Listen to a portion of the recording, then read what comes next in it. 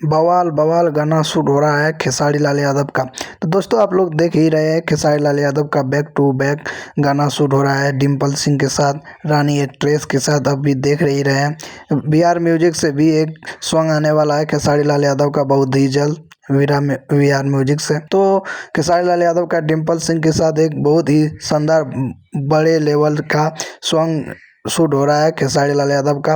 तो आप लोग इसी तरह जुड़े रहिए मेरा चैनल पे, आपको हर खबर सबसे पहले पहुंचाएंगे। तो मेरा चैनल को सब्सक्राइब कर लीजिएगा। तो खेसारी लाल यादव ने back to back Dimple Singh के साथ शूट कर रहे हैं खेसारी लाल यादव ने।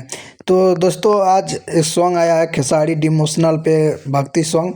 तो आप लोग जाके देखिए, बहुत ही शानदार सॉन्ग है, बहुत ही अच्छा सुनने में लग रहा है। तो आप लोग जाइए खेसारी लाल डिमोशनल पे जाके सुनिए, खेसारी लाल यादव डिमोशनल चैनल का नाम है। तो आप लोग जाके सुनिए, उसमें सिर्फ भक्ति सॉन्ग आता है खेसारी लाल यादव का।